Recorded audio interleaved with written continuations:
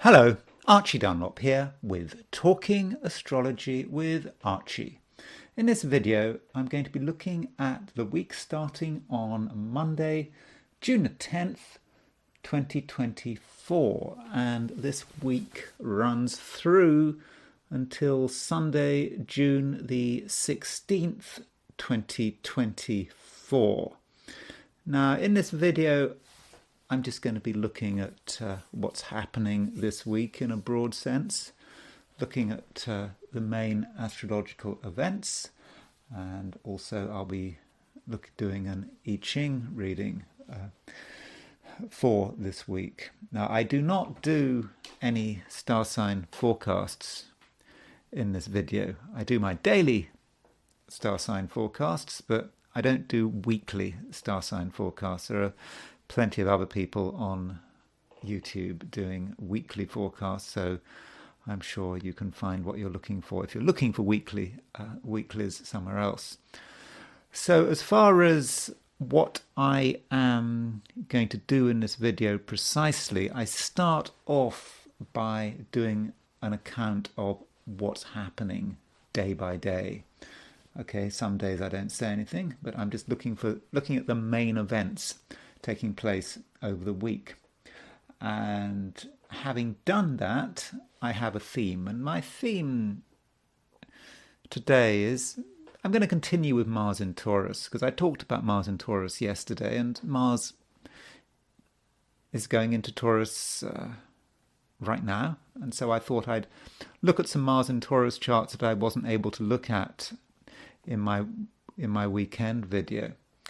I also want to just go over the issue of this oak tree. So in several of my videos, I've mentioned the fact that there's been concern about an oak tree in the city called Tumwater, which is, I don't know, it's probably about 20 miles south of here, which would be sort of close to Olympia, which is the capital of Washington. And so there's this oak tree that is 400 years old, and the city wanted to cut it down. And there was a lot of protest about it, not least because there were birds of prey nesting in it. I think there were falcons, and I believe it's illegal to cut down a tree if you've got nesting falcons in it. Plus, it's been there for 400 years, and it's important from a tribal perspective. Several tribes regard it as being just a part of their heritage. It's part of a traditional trail. So, when you're dealing with tribes, cities have to be very careful. So I thought I would actually look at the horoscope of Tumwater, which is the city that was planning on cutting this tree down. And also looking at the horoscope of the last city council meeting, where lots of people made public comments, because we look at astrology and events, and we look at big things like Gaza and Ukraine and the British general election and whether Trump's going to win in November. But what about local politics? I think we often forget about local politics. Local politics are important, and having lived in America for 12 years, I've just seen how city politics really does matter. And it's also interesting because you have this concept of public comments where people can go to the city hall and every couple of weeks and speak their mind. I don't know, in Lakewood, where I am here, and in Tumwater, you have 3 minutes to say what's on your mind, or you can even do it on Zoom. So I thought I would look at the chart for the start of the last city council meeting. So I thought that would be interesting to give you some context in terms of what I'm talking about. And having done the astrology, I'm going to finish up with the I Ching. So I'm going to do an I Ching reading for the week, and I'm going to divide it up into sort of a general reading, reading about money, reading about career and business, and finally a reading about relationships. Just a reminder, if you don't want your I Ching done, if you don't want to consult the oracle, so to speak, you just don't have to watch that part of the video, because it only applies to people that are actually watching the video. If you don't watch it, the forecast doesn't apply to you. Okay, so let's start off by looking at what's going on this week. So there, by the way, is a picture of the oak in question. There is Mick Jagger. Mick Jagger's got Mars in Taurus, so I thought I'd mention that. Now, Mao Zedong and O.J. Simpson have not got Mars in Taurus, but the killing of Nicole Brown happened while Mars was in Taurus. Also, the Cultural Revolution started when Mars was in Taurus, so I'll be talking about that a bit later. So turning to the chart for the week, the start of the week, this is when the week actually begins, midnight on Monday, set for New York. These are the starting positions. You can see that Mars has just moved into Taurus. Mars is at 0 degrees 43 on Monday. And we also see that the week starts with a moon in Leo and it starts with a Sun-Venus conjunction. In fact, it starts with a Sun-Saturn square. Now, technically, that Sun-Saturn square was on Sunday, Sunday the 9th, so it was just before the week started. But I think at the beginning of the week, Monday, we will be feeling that Sun-Saturn square. I think we might even be feeling a Venus-Saturn square. That Venus-Saturn square was on Sunday the 8th, Saturday the 8th, but still Sun is square Venus, square Saturn on Monday.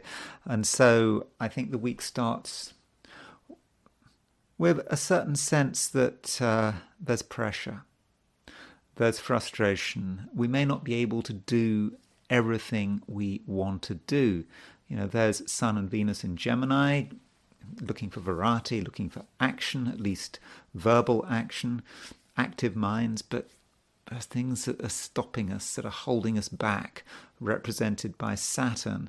So as we start the week, we do have to be patient, and we may be advised to have a longer time frame than, strictly speaking, we wanted. So if we want to get something done in a day, perhaps we should think about a week or even a couple of weeks. So we must not be in a hurry with that Sun square Saturn. But on the plus side, Sun square Saturn can be about focus and discipline, and we're able to take all the stuff we're planning on doing and perhaps streamline it, work out what's relevant, what's not relevant, remove the extraneous details, and that might help. But still, I do think it's going to be tough.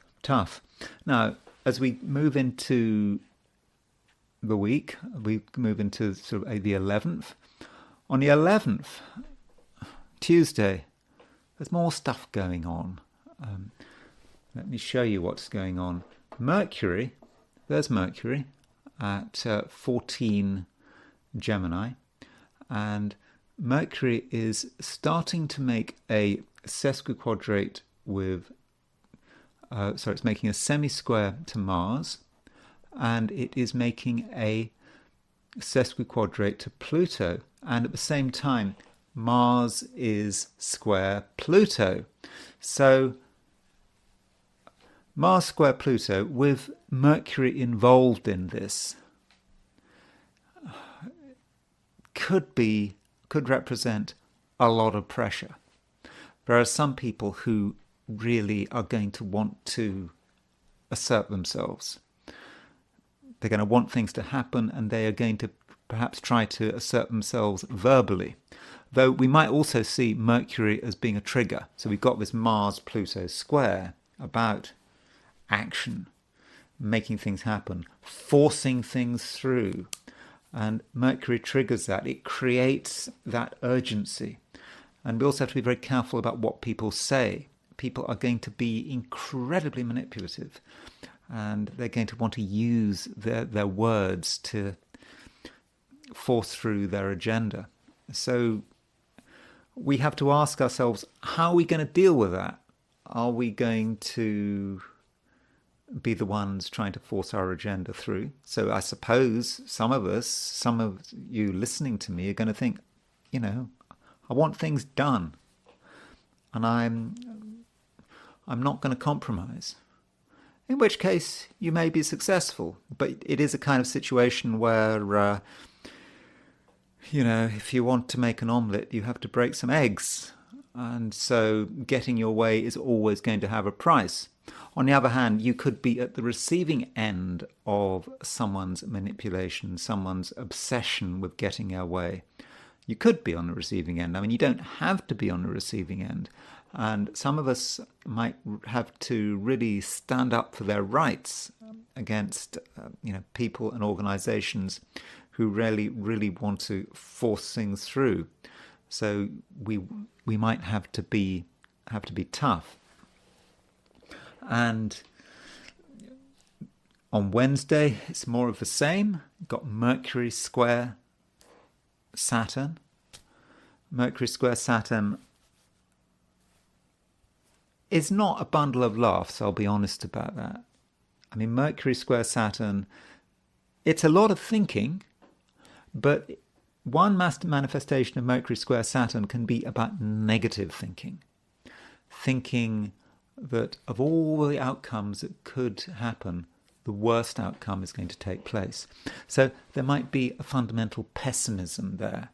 And it's not personal. Remember, when I'm talking about what's going on astrologically, I'm not talking about you as an individual. I'm just talking about generally what is happening, how we're going to respond to the cosmos. And yes, some of us might be feeling a bit negative.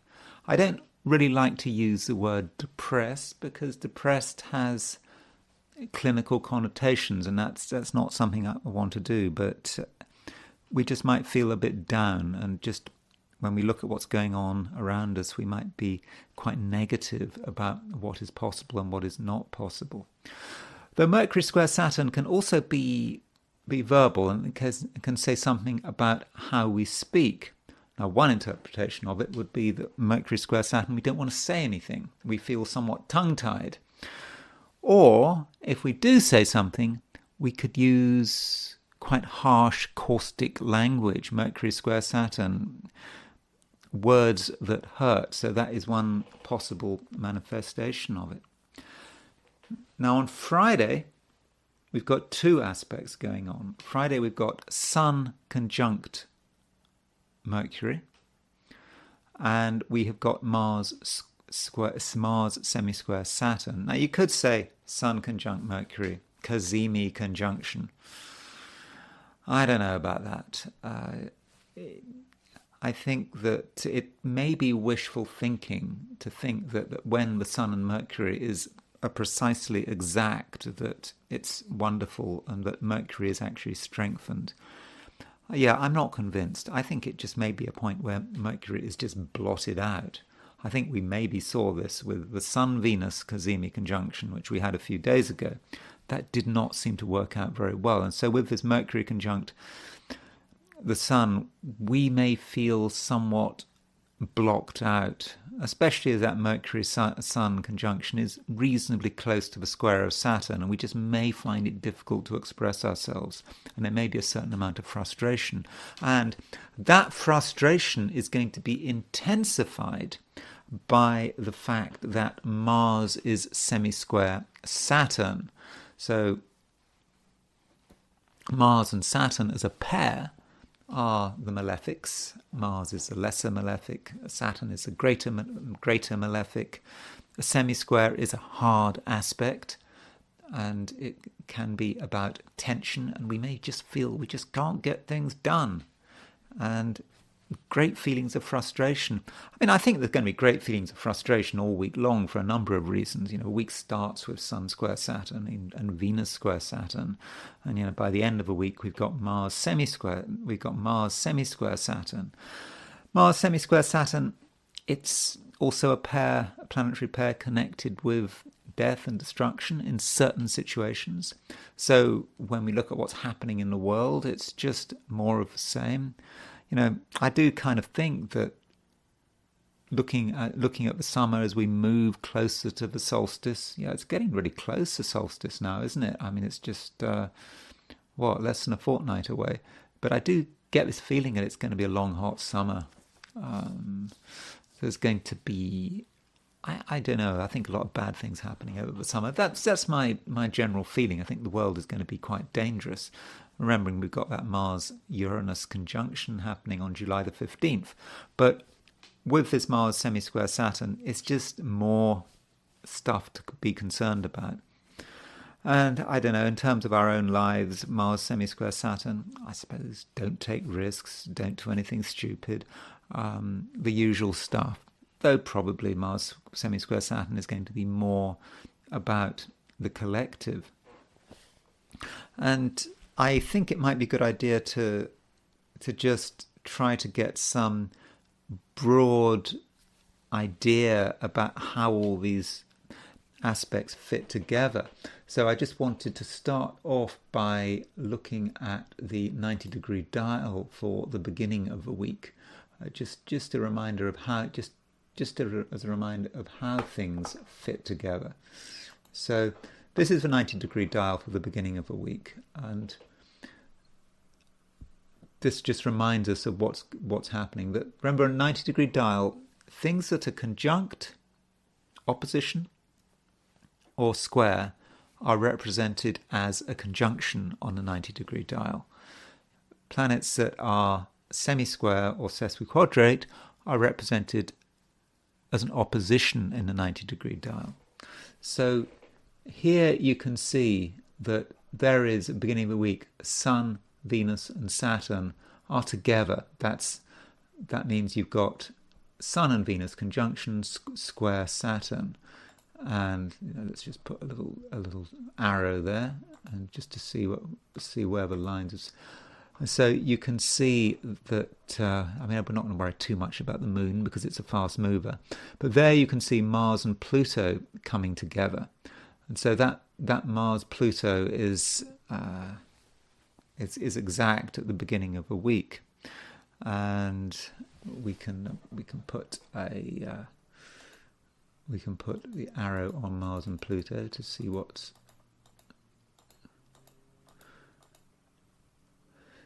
So you can see that the Mars-Pluto conjunction, got the wrong way, that Mars-Pluto conjunction is on the Mercury-Saturn midpoint, probably on the Mercury-Sun midpoint as well. So I suppose Mars-Pluto is about the principle of wanting to make things happen regardless. And so on the Mercury-Saturn midpoint, on the Sun-Mercury midpoint, it's trying to force things through. It's tough, but we really need to force things through.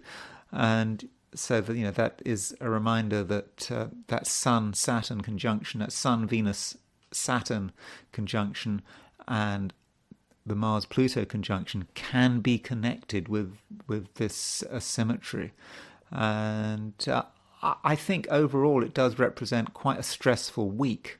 I don't think overall it's going to be a particularly good week, especially for the world. I think individuals are different. If we're an individual, we have more choice.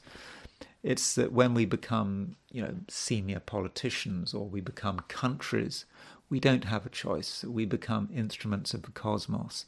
And so the cosmos does seem to have a fair amount of stress lined up for the world over the course of a week. Now, having looked at the positions of the planets, I'm not going to make any forecasts based on these positions for any particular individuals. And what I instead wanted to do was just look at this council meeting that I was talking about. Just a reminder that astrology is not just about national, global politics.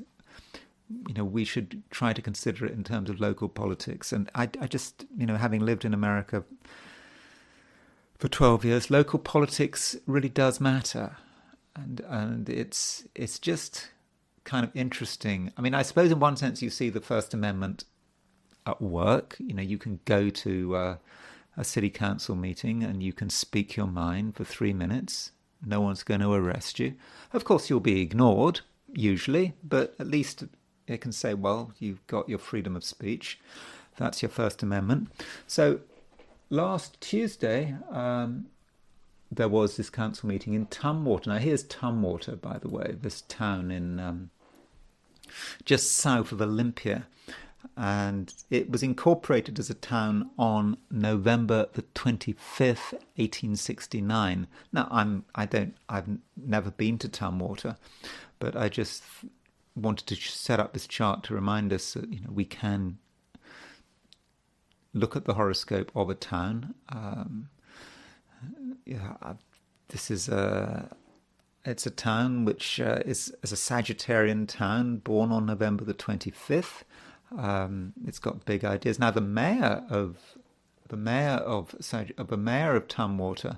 there was an article in a local paper saying that one of her hobbies is poker. She's a poker player, and she said in this article that she wants to, or she says she's a ranked poker player, and I think she said in this article she likes to see how far she can push things. I think she said this in the article. And so, you could say that her trying to get rid of this tree is seeing how far she can push things. That's quite a Sagittarius thing. I have no idea. I couldn't find her chart. But it's just interesting that we've got Sun, Mercury, Mars in Sagittarius. It is a Sagittarius town, and you could say that the Sun in Sagittarius may say something about the leader of this city. Although Sun is a male planet, you could also look at Venus opposition Uranus for a female mayor, perhaps Venus opposition Uranus. That's a possibility. Or you could look at the Moon in Leo, another female planet. Moon in Leo perhaps likes to get their way.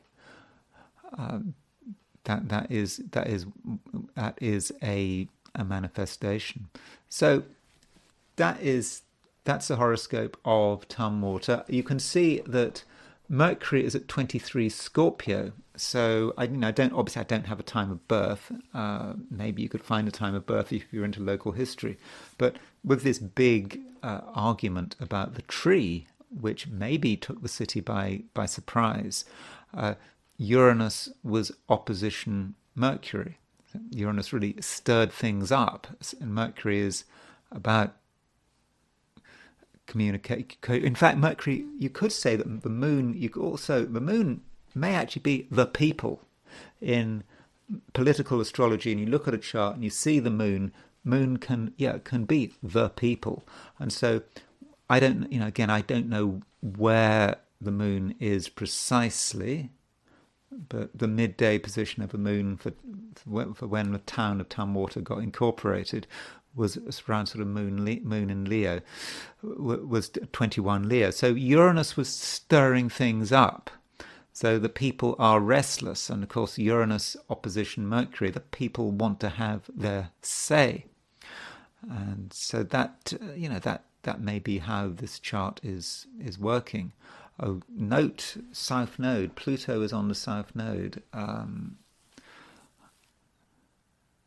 That could be about the city doing something that is wrong, perhaps. The South Node, wanting to transform the city. Pluto, the North Node in Aquarius. Aquarius is a sign about, it's a sign with totalitarian connotations, potentially doing what you want to do. The government, whether it's federal government, local government, governments want to do their thing, and ordinary people perhaps sometimes get disregarded. And so Pluto going on the South Node, there's that temptation there, isn't there? And then we had the meeting, and so the meeting started at 7 o'clock. So the way these city council meetings work, if you've not been to one, or it is a very sort of American phenomena. As far as I'm concerned, as an outsider, as a foreigner, I find city council meetings one of the more interesting things about America. You could say it's free entertainment, and with Zoom, you don't have to turn up in person. So the meeting started at 7 o'clock. Now I've got Aries rising. We actually have a time there, so I don't have to. Aries was not rising, so we don't have to have 0 degrees Aries chart. We can actually put. We can set this up with Placidus house cusps. So it started with the ascendant at 22 degrees 34 Scorpio. But the public comment did not start at 7 o'clock right on. I can't remember. I don't know precisely when they went on. But the way these city council meetings work is, to begin with, they have presentations. They often have presentations. They have proclamations. Very often they call upon people to make comments. I think they had someone from the state government talking about local democracy, and so there's a lot of stuff that they just talk about. So a lot of people turned up in person to make their public comment, but they just had to sit there while the city council went through its business. And so until it came to the public comments section of the meeting.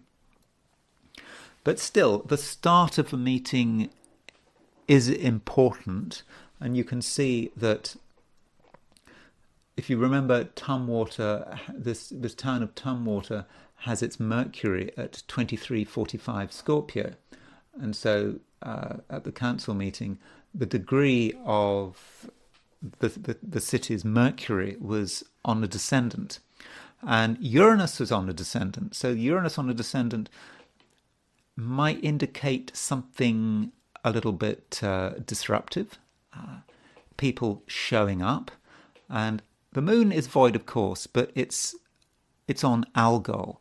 So how do you see that moon conjunct Uranus on Algol but void of course? I suppose you could look at it from the city's point of view. Do you want to have a city council meeting with moon on Algol, or do you want, maybe the thing you want to do, you don't do because the moon is void of course on Algol, and moon conjunct Algol, there may be a certain sense of fear and concern there.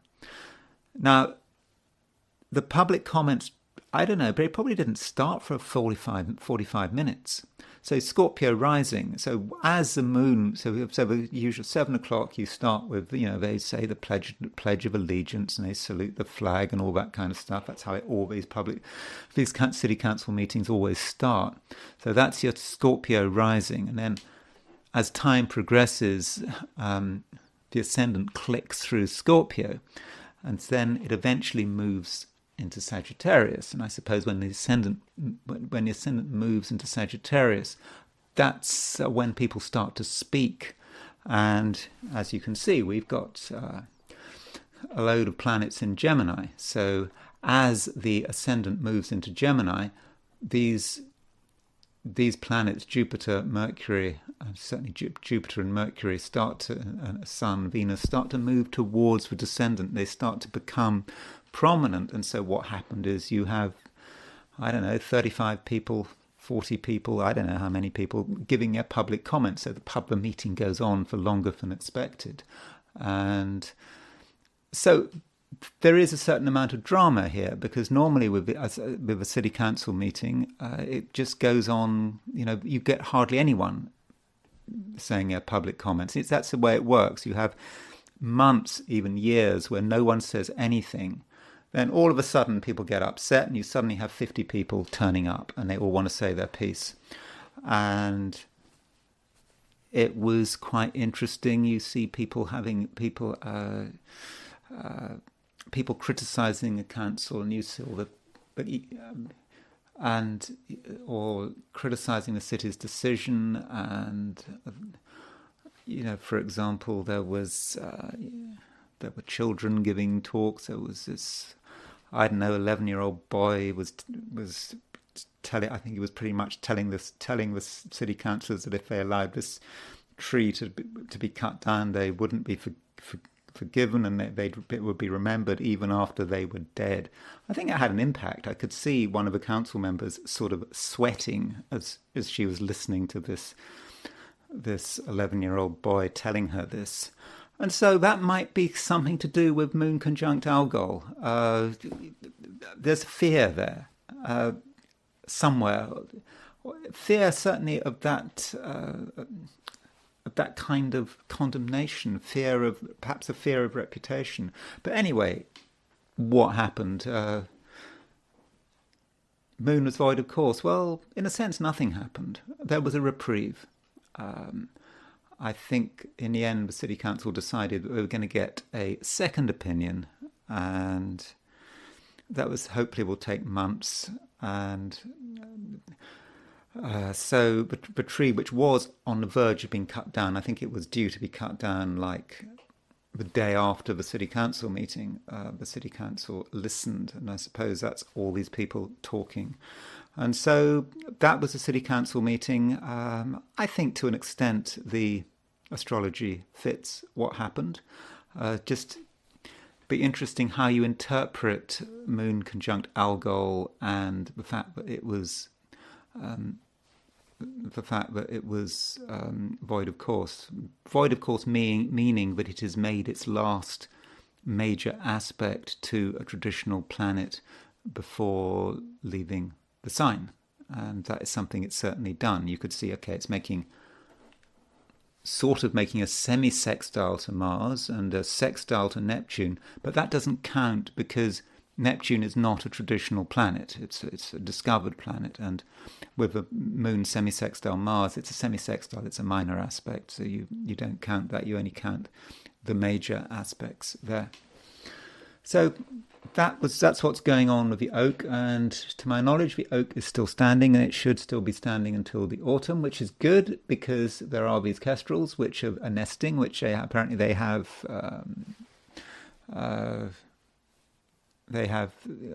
chicks which are still haven't fledged yet, and I believe that yesterday or today a representative from the state, wildlife or federal or state, visited this tree. So at the moment things are okay, but it is only a reprieve, and we don't know what's going to happen in the end. Okay, so let me now go back to Mars in Taurus. I talked about Mars in Taurus. I talked about that yesterday, and I want to go back to it. And I was looking at the comments, and someone mentioned the fact that Mick Jagger had Mars in Taurus, and so here's Mick Jagger's horoscope, born July 26, 1943, and you can see Mick Jagger has a load of planets in Leo. He's got Sun in Leo, Jupiter in Leo, Pluto Leo, Mercury Leo, North Node Leo, Chiron in Leo, if you're interested. So with that Sun-Jupiter conjunction in Leo, I suppose that really fits him, doesn't he? Sort of larger-than-life person. I get the impression he has quite a high opinion of himself. And Leo, he's in the limelight, he's in the spotlight. And he has got Mars in Taurus. So you could see Mars in Taurus in terms of the body. The commenter who'd mentioned Mick Jagger mentioned he takes a lot of exercise, and this is certainly true, I believe. So Mars in Taurus might be Mars in Taurus is where one puts one's energy, and it is putting one's energy potentially into the body, into taking exercise, and that can be very important for him. And Mars is square Mercury. Well, you could say Mars square Mercury is about communicating. The sort of the anger could be, but I suppose it's about putting one's energy into communicating, perhaps through music. So there's also Mars in Taurus is very persistent, very stubborn. This man is he's over 80 years old, and he's still a rock star, isn't he?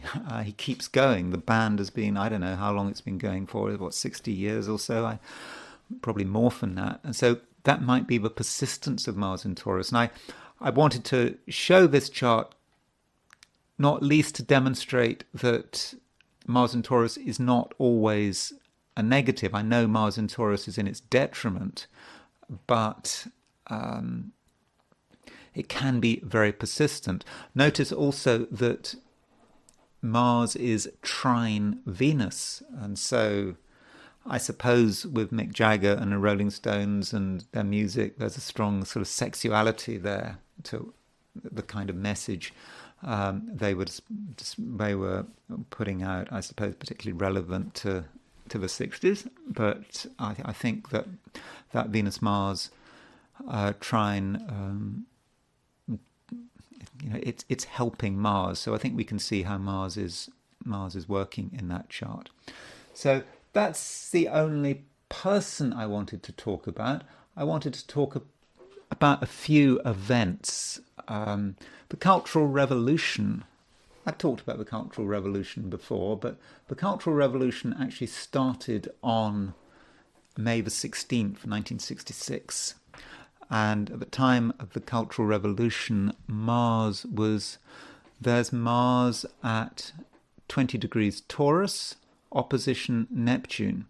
So Mars in Taurus could be about being very persistent. We need to protect the revolution. I think on that day, there was a big announcement came out, and they were concerned that there had been a play put out which might have been, you could imply that this was criticizing a regime, and they thought that the regime was under threat, and so Mars in Taurus needed to take action. And there is something revolutionary about Mars in Taurus, but perhaps revolutionary in maybe quite an unpleasant way. We are going to get our way. The party is right. The revolution is right. We need to defend the revolution. And with Mars in Taurus, the ends always justify the means. But of course, this Mars in Taurus, Mars is opposition Neptune. So there's a bit of a confusion about what they're trying to achieve here with this revolution, Mars opposition Neptune. And it's a bit confused, but there's fantasy there. The fantasy of what can be done, the fantasy of the purity of the ideology of the revolution.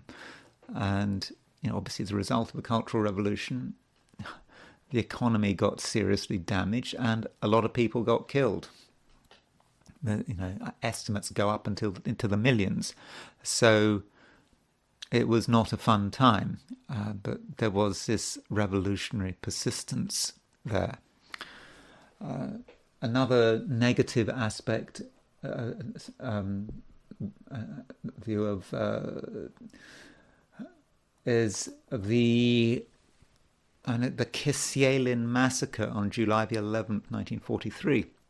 This was a massacre during the Second World War, which took place in what is now Western Ukraine.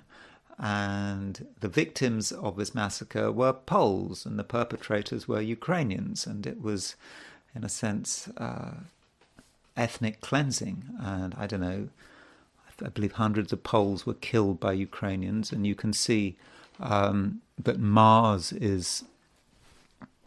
was at 2 Taurus, and it was square Jupiter, square Pluto. So Mars square Jupiter, Mars in Taurus, square Jupiter in Leo. That's quite violent. Mars Jupiter squares are not easy. There can be about a lot of energy being thrown into something, and that can be violent energy. Plus Mars square Pluto. Mars square Pluto, that is the principle of ethnic cleansing. Ukrainians wanting to cleanse, as they see it, want to kill, remove, destroy a Polish village. And so that is one way in which Mars in Taurus could work. The assassination of Martin Luther King took place when Mars was in Taurus.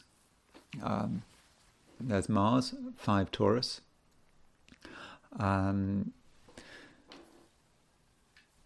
I mean, I don't think that Mars is particularly powerfully configured with that chart. No, well, in fact, you can see that Mars is at 5 Taurus, 553 Taurus. So you can see that in fact Mars is exactly sesquiquadrate Pluto. So that's another reminder. Do not ignore the sesquiquadrates.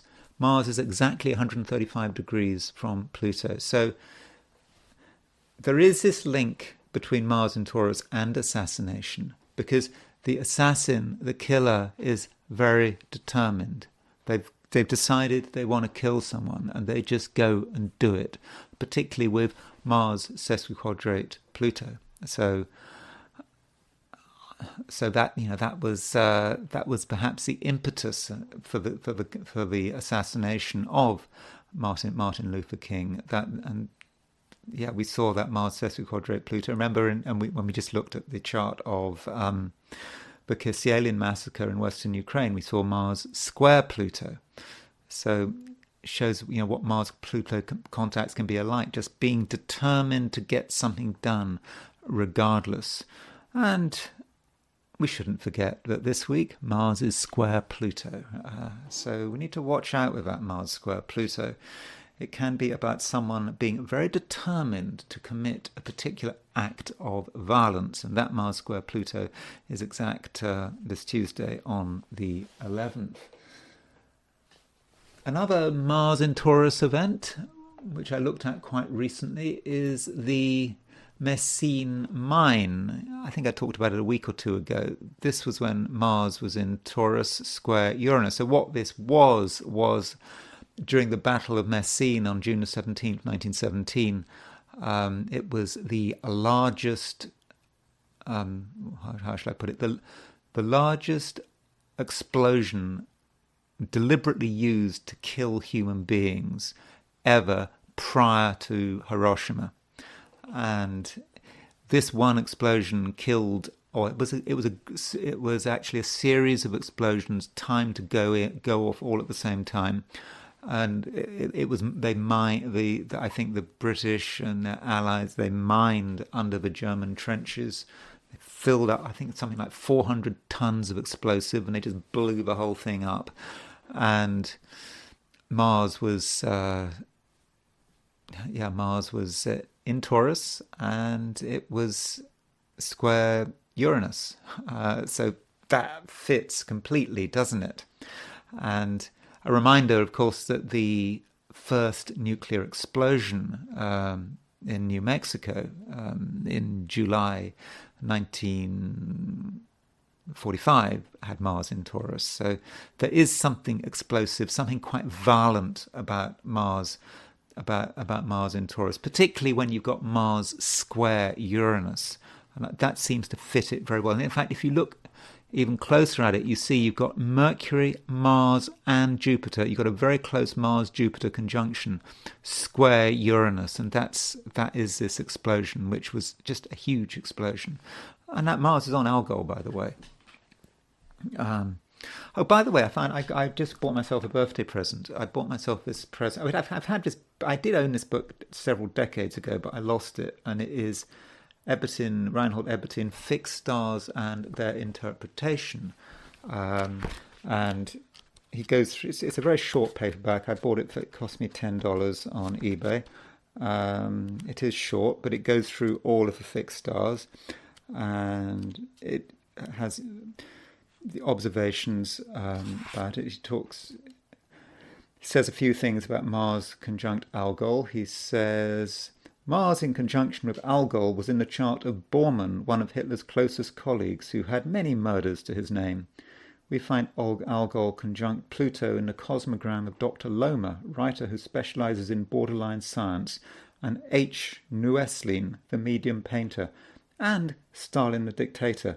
I wonder about that, because Stalin's birth time, probably not, because Stalin's birth time after the fall of communism, you know, we always thought he was a Capricorn, but actually he turned out to be a Sagittarius. It's kind of embarrassing, because I co-wrote this book in the mid-90s when I was absolutely sure that Stalin was a Capricorn, and I used him as an illustration of Capricorn, and then I found out later that actually he was a Sagittarius. That was a real disappointment. Okay, so that's the Messine mine, and finally, I want to look at Biden's inauguration. So Joe Biden was inaugurated on January the 20th, 2021. And we have a exact Mars-Uranus conjunction. And I'm wondering if we've really seen that Mars-Uranus conjunction in its full potential yet. And this Mars-Uranus conjunction is actually square Saturn, it's square Jupiter. It is absolutely vicious, that Mars in Taurus, because it's conjunct Uranus, it's square Jupiter. I think that we've already started to see some of it. I think that the Biden regime is very, very determined. It's it's quite vindictive, I think. That and Mars in Taurus is an aspect of Mars in Taurus. The vindictiveness is actually very much part of what it is to be Mars in Taurus. For example, the way I suppose the Democrats have been obsessed with going after Trump. Of course, the best way to close Trump down would have been to ignore him, just to to not pursue him in the courts. Biden could have put pressure on the courts in New York, for example, not to pursue Trump. Because as Mitt Romney said, if that's about being magnanimous, Trump becomes a little guy and Biden becomes a big guy. But Mars in Taurus can't do that because that would of course been very magnanimous, as I think that's what Mitt Romney was saying. But by doing what they're doing, that single-minded vindictiveness of Mars in Taurus, and then you throw the conjunction with Uranus in it, and then you see what's happening with the war in Ukraine, and it's just not getting any better, is it? Constantly going after Russia's red lines, escalating. It's like Mars is about warfare, and it's like this regime with that Mars conjunct in Taurus conjunct Uranus is determined not to lose the war against Russia. And remember, Mars in Taurus, the ends always justify the means. It doesn't matter how many people get killed, provided you get what you want. And losing is not an option. You carry on until the absolute bitter end, and that is Mars conjunct Uranus. And we have to remember that there is this theory that exact aspects resonate. So the Biden inauguration chart has an exact Mars-Uranus conjunction. Therefore, this chart should resonate pretty powerfully with the Mars-Uranus cycle. And as we know, July the 15th, just over a month's time, there is a Mars-Uranus conjunction. It's not at 6 Taurus, it's on 26 Taurus, which is, of course, conjunct Algol. And that's coming up. So I do think that the Biden inauguration chart really does illustrate the power of Mars in Taurus and how well it's describing what's going on. So anyway, that's all I'm going to say on the subject of astrology, and I now want to turn to the I Ching. Now, just a reminder, if you do not want your I Ching to be read, you can just stop watching the video now. This reading only applies to people who are watching the I Ching segment. So if you don't want your I Ching done, you can stop watching, like right now. Okay, so I asked the question, what is the week starting on Monday, June the 10th, going to be like for those watching the I Ching segment of this video? And I'm now going to answer that question from 4 viewpoints. General viewpoint, from a perspective of money, from a perspective of career and business, and from a perspective of career. So the first hexagram I got was hexagram number 14. And in general, this looks pretty good, because hexagram 14 is possession in great measure. And we should not underestimate what we've got. You know, we are special. We've got a lot of talents. We've got a lot of things to offer. You know, even if we're not so confident perhaps about what we own financially and our stuff, material things, we've got other things to compensate for. So, I mean, it does kind of depend on what's going on. It may be that you're underestimating how much you've got in the bank, what your financial resources are, what your material resources are. But it seems you've got a lot, and the things you own, whether they be material or in terms of knowledge or personality or spirituality, are really worth valuing. And in terms of dealing with other people, this is not something that needs to be flaunted. It's important not to show off what you've got. Do keep it to yourself, and at the same time, don't try to compare what you have with what other people have. Some danger there, because satisfaction with what we have is often relative. So if we're rich and we see that someone else is richer, we might be thinking, well, that's no good. So there's a certain temptation there. But don't make comparisons. Ask yourself, have you got what you need? You probably have got what you need. But as I said, do not be ostentatious about it. And this hexagram, it moves to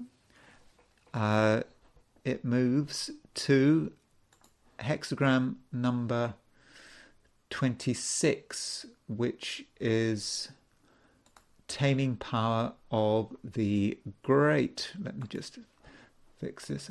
My font is a little too big there. Taming power of the great. There we go. Yeah, to 26, taming power of the great. And this is a further reminder that we do have a lot. We have a lot of power here. Actually, a considerable amount of power, and we really shouldn't underestimate it. But just because we've got a lot of power doesn't mean we should necessarily display this power.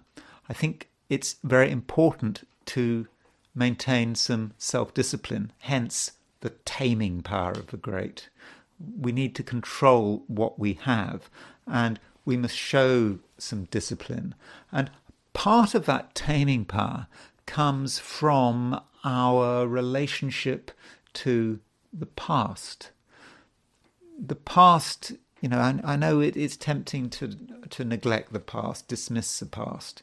But when I say the past, it's not just our own past. It's maybe the past of our ancestors, our parents, perhaps our grandparents.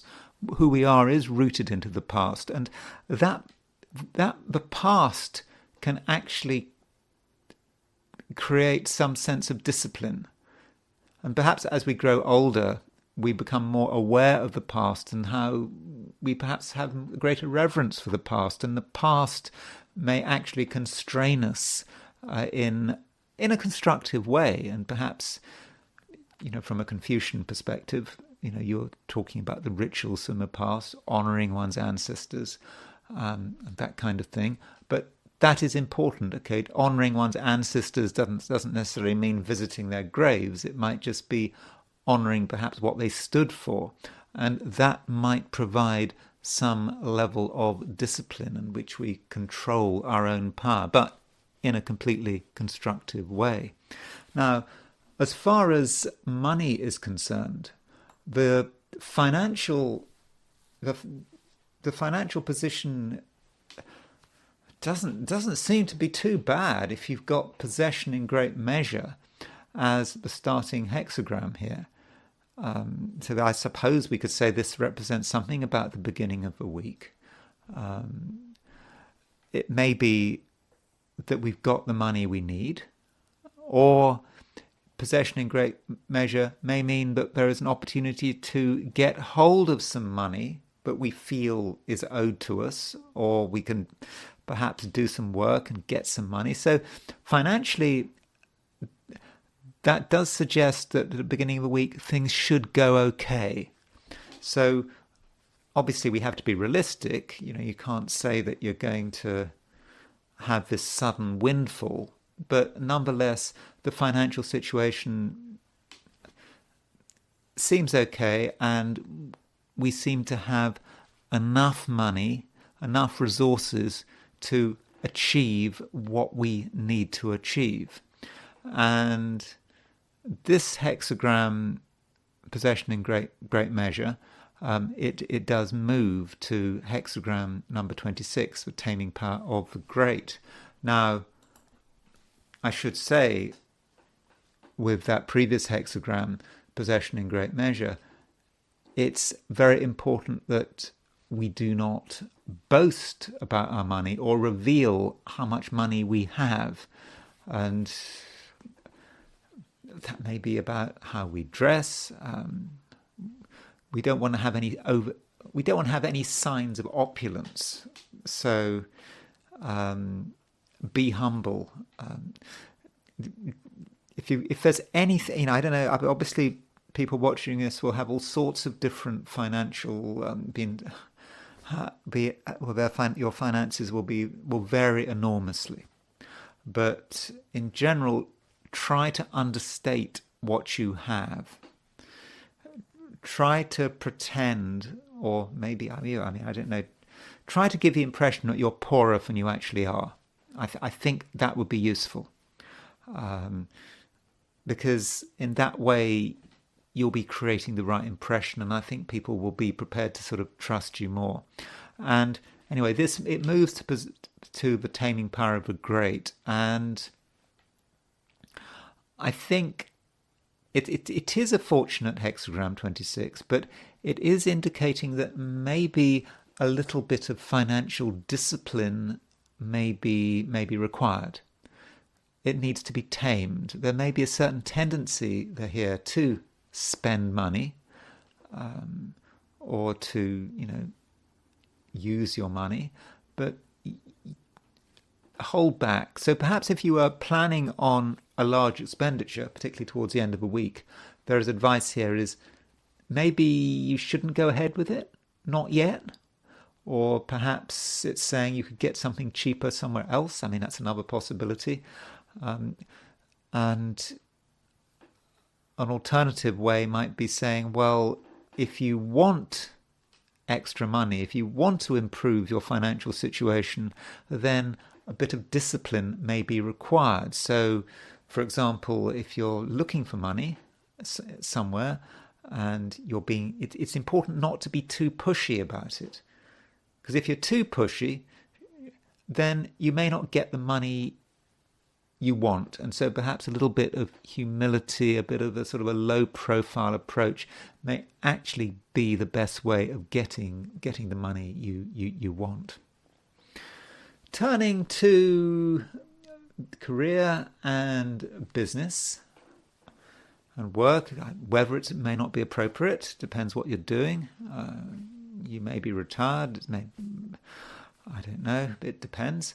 But with this hexagram possession in great measure, it shows in terms of how you are looking at your career and how you're relating to employers or clients, perhaps if you're self-employed, you have got an enormous amount. do not underestimate yourself. That is possession in great measure. You have got what your employers need. If you're trying to get business, you've got so much to offer here. It's about your resources, it's about your talents, it's about your ability, it's about your charm. You've got everything you need, but you don't have to be pushy about it. You don't have to push it in people's faces. You don't have to go on and on about your wonderful achievements. In fact, if you're going to an interview, for example, it's not a good idea to boast. Not at all. Boasting is not a good idea. You want to be low profile, and you don't want to show off, because that's going to create the wrong impression. I think that, for example, if you're looking for business and you tell a potential client about how wonderful you are, that will, this week, perhaps put them off. You just have to be honest and down to earth, maybe even a little bit self-deprecating. And that might be the way to get what you want. And don't get too worried if you might get a little bit worried about the competition. So if you are applying for a job, you might be wondering who else is applying for a job. If you're in a job, you might be thinking about all of the, your workmates. Are they better than you? Are they doing a better job? Are they impressing you? If you're trying to get business, you might be thinking about your competitors. You might kind of obsess a little about that. But the I Ching is saying, don't obsess about it. Don't worry about it. Don't be concerned that other people or other organizations are more talented than you. Just don't worry about it. Be sincere, be honest, and that is the way to do it. And then you move to hexagram 26, which is the taming power of the great. And at this stage, control remains important. Taming power of the great is you just focus on what you can do. Again, it's not a time for showing off. You almost need to understate yourself a little bit. You just don't want to be too extravagant here, and you just show some discipline, and that is what people want, and that is the best way of getting what you want in terms of career and business. Finally, I want to look at relationships. So with relationships of all kinds, whether it's romance, business, friendship, whatever, it seems that you have got so much to offer. Possession in great measure. People can really benefit from your company, for sure. So if you've known someone for a long time, they really can benefit from having you close to them. It might be in terms of a new relationship. You have got things to offer, but you don't have to make a big fuss about it. I think that the right people will understand what you've got to offer straight away, or pretty quickly. You don't have to boast. You don't have to show off. Just be yourself. And if you be yourself, if you are yourself, then soon enough it will just become clear what you've got, and people will appreciate it. If you have to make a special effort to get someone to understand how wonderful you are, then that someone is really not worth bothering with. They're too obtuse. They don't appreciate you. If you have to make the effort, it's just not worth it. It should be just natural and obvious. So in that sense, I think the beginning of a week, relationships at all levels should work out very well. especially in terms of finding the right people. The wrong people, sure, the wrong people won't appreciate you. And you're not going to make it easy for them, because you're not going to just tell them how wonderful you are. You know, if it's not obvious, then that's their problem, not yours, isn't it? And this hexagram possession in great measure, it does move to hexagram 26, which is the taming power of the great. And in order to make the most of relationships, it does matter to show some self-discipline. You don't want to be too over the top. It seems that some people are looking for a quiet life. They don't want complications. They don't want extravagance. And they certainly don't want you to be extravagant. They don't want you to, make too much noise. They want a little bit of restraint. And I think that's something you can do. You don't want to be, you might have a very powerful personality. And I think you do. You've got so much to offer that it's almost it's very difficult to keep it all contained. But a little bit of containment could be useful, because if you show too much personality, there's some danger that you might put someone off. So try to have a somewhat understated approach, and I think in that way you will be able to make the most of the relationships you're already in, and perhaps it will help you to attract new relationships if that's what you want. And that's it for this week. I hope you enjoyed this video. If you did enjoy this video, I would be very grateful if you were to like it. If you're not subscribed, I would of course be extremely grateful if you were to subscribe. And if you want to buy me a coffee, there is a link in the description. So thank you very much for listening, and I will talk to you again very soon.